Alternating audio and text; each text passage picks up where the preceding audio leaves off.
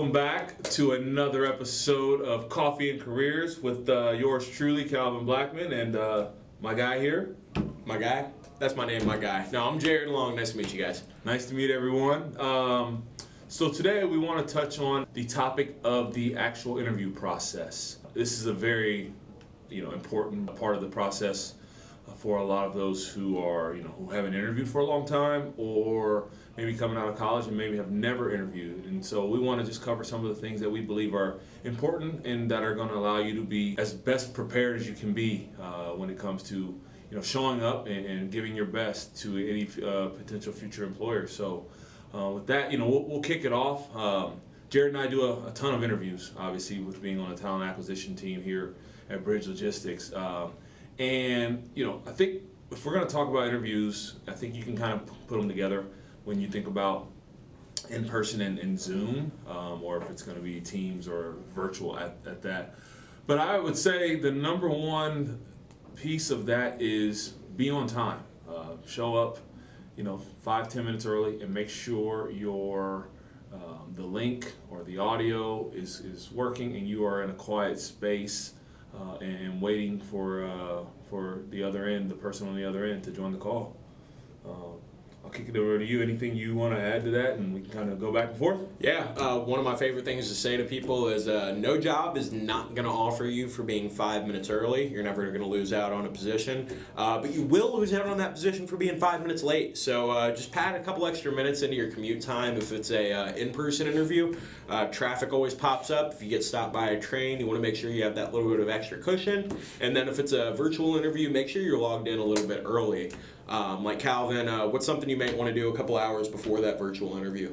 Research the company. I would absolutely research the company so that you are familiar with who you're going to be meeting with. Go to that person's LinkedIn page and learn a little bit about their background, learn a little bit about the company, see if you can find any videos online that you would want to watch to learn about the company as well. And I would say also have some questions, put some questions down that are going to be, mindful, some thoughtful questions about the organization.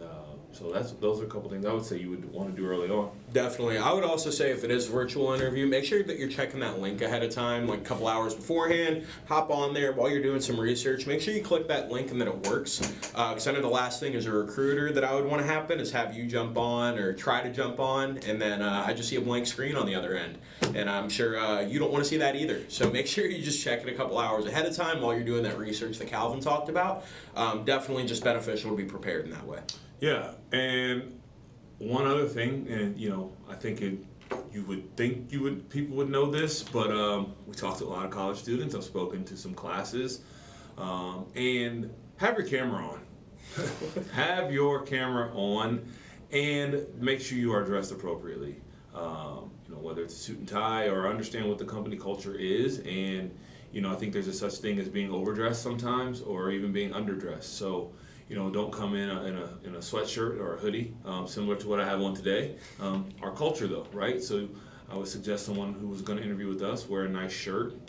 And we joke about, do you have on just some gym shorts with your top if this is a virtual interview? But again, that's not something that we're truly worried about. It's all about how you present yourself and whatnot. And I think that goes for coming in person, right? Obviously, coming in person, you want to dress to the T, but that goes to understanding what the organization's culture's like and what they would expect from you at that point. So, anything else, Jared? Definitely. No, I was just going to say, make sure that if it's a virtual interview, that the space is clean, that you're not, they don't see a bunch of clutter in front of you or anything, or that if you were eating right beforehand, that you don't have your Chinese, your 47L lunch with white rice sitting on the side in view of the camera, or if you're going for an in-person interview and stop for some food on the way, make sure you bring a little flosser stick or something with you to make sure there's nothing in between your teeth. Flosser stick, I like that.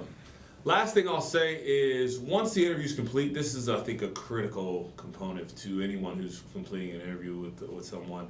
Send a follow-up email, and be sure in that email you highlight some key takeaways that you gained from the conversation, and then ultimately, thank them and ask for when you're going to when a follow-up will be or what the next steps will be if they haven't already given those to you. So, I think if you follow those steps, and are intentional about those actions, you'll definitely have some success in your next interview.